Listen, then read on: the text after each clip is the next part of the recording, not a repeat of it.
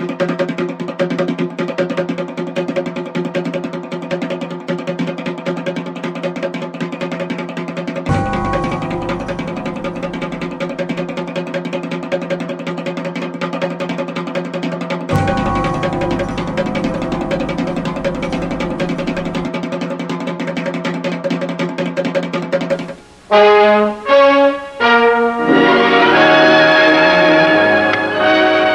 do you do, ladies and gentlemen? I'm your host, Truman Bradley. Let me show you something interesting. This is the Ascent of Mount Carmel YouTube channel. This is where we discuss the book Ascent of Mount Carmel by St. John of the Cross. Today we're talking about the 5th chapter of the first book.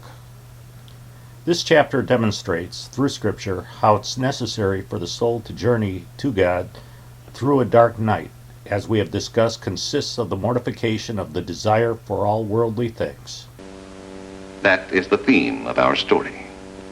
In the last chapter, we read that St. John of the Cross tells us that in order to achieve divine union, we have to put aside all attachments, creatures, and affections for worldly things. No connection whatsoever with the outside world.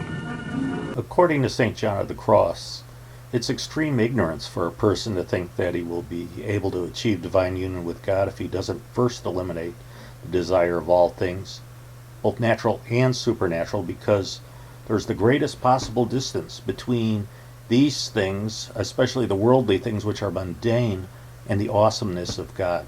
I'm your host, Truman Bradley. The Bible reveals Every one of you who does not renounce all his possessions cannot be my disciple. remarkable, isn't it?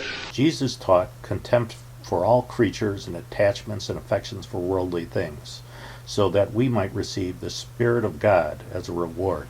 Here's something that is fact.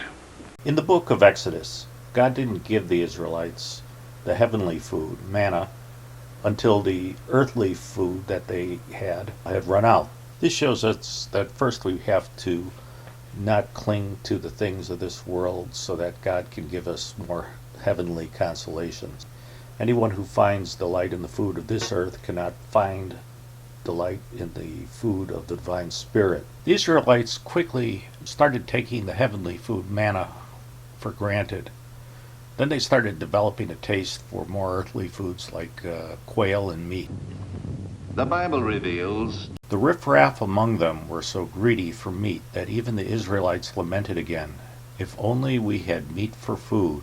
God was disappointed with the Israelites that they desire earthly food when he was giving them manna from heaven. They wanted something base and intermingle it with something that was noble. It is probably no coincidence that none of these people found their way to the promised land. In Psalms we read that, "But while they still wanted more, and the food was still in their mouths, God's anger flared up against them." amazing, isn't it? When we love creatures as much as we love God, shouldn't we expect that to offend God, since he is infinitely better than any creature that we might love? If this is so, how much more offensive is it if we love something more than God, if we spend time on something other than God? I'll be back in just a moment. We receive incredible grace when we raise up our desires above the common and the mundane. Ascending mounts is a recurring metaphor in the Bible. So we're going to discuss 3 of them. And the first is Moses ascending Mount Sinai. God tells Moses that he should ascend Mount Sinai alone. He instructs Moses to leave the Israelites below. Even the cattle wasn't allowed to graze near the mount. The Bible reveals "No one shall come up with you, and let no one even be seen on any part of the mountain. Even the sheep and the cattle are not to graze in front of the mountain." This represents that the soul that is to ascend the Mount Carmel, to effect perfection, must not only renounce and leave all creatures behind. In fact, creatures, which are the cattle of the Israelites, weren't even allowed to pasture near the mount. A person who wishes to ascend Mount Carmel must quell and mortify his desires. The sooner he does this, the sooner he can ascend the mount. of the darkness into the light. We can't reach our goal, no matter how virtuous we live our lives, unless we abandon our affections, our attachments, and our creatures. Perfection consists in voiding and stripping and purifying the soul of every desire. That is the theme of our story. In Genesis, Jacob desired to ascend Mount Bethel in order to build an altar there to God where he would offer him a sacrifice. Jacob first commanded his people to do three things: that they should cast away from them all strange gods, they should purify themselves, and they should change their garments.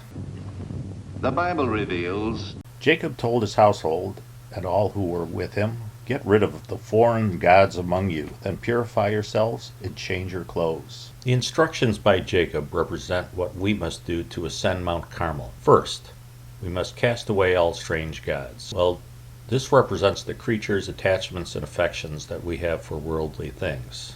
Number two, we must purify and purge ourselves of the remnants that our desires for creatures and attachments have left in the soul. Purification, instructed by Jacob, is representative of the dark night of the senses of which we have been speaking.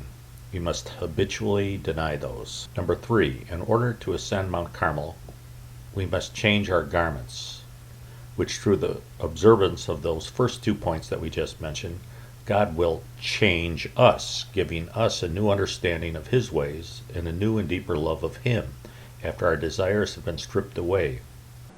I'll be back in just a moment. We are trying to make our souls fitting altars where God is adored in praise and love. This is suggested by the Lord's command as to how to construct his altar. The Bible reveals Make the altar itself in the form of a hollow box. Again, we must empty ourselves of creatures and leave room for God. On the altar describes it was forbidden that there should be any strange fire.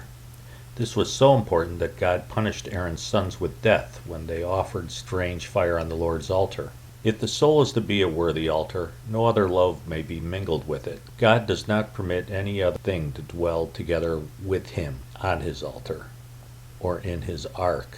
We read in Samuel that when the Philistines put the Ark of the Covenant into the pagan temple where their idol was, the idol was cast down upon the ground at the dawn of each day, and it was broken to pieces. We see in the past chapters of Ascent of Mount Carmel that St. John of the Cross has not used the more well-known and obvious examples in Scripture. Well, here with the ascending the mount, there's a third mount that might have been more well-known. We can add the more well-known scriptural passage where Abraham climbs a mount where he intends to sacrifice his son Isaac to the Lord. Well, you might say that Abraham is not climbing the mount alone, he also has Isaac. Well, Isaac is what Abraham loves more than anything else in this world. And though Isaac truly was not a fitting sacrifice because he was Abraham's son, so as we have discussed in the previous chapter, family is not a creature. However, Abraham was willing to sacrifice to God what he loved the most out of love of God. So let's conclude with a homework assignment. Request that you dwell on the image of a crucifix, not just a cross, but a crucifix, because as Paul says, we preached Christ crucified. And dwell on the fact that Christ was stripped naked and nailed to a cross. In imitation of him, we need to strip ourselves of our attachments and pick up our cross. What do you think? Can it happen? Will it happen? Do you want it to happen? We sincerely hope that our program has brought you an exciting bit of entertainment. We hope also that you'll be with us again next week when we'll bring you another story of a little different nature, just as exciting and equally unusual. And now this is your host, Truman Bradley, saying, see you 1 week from today.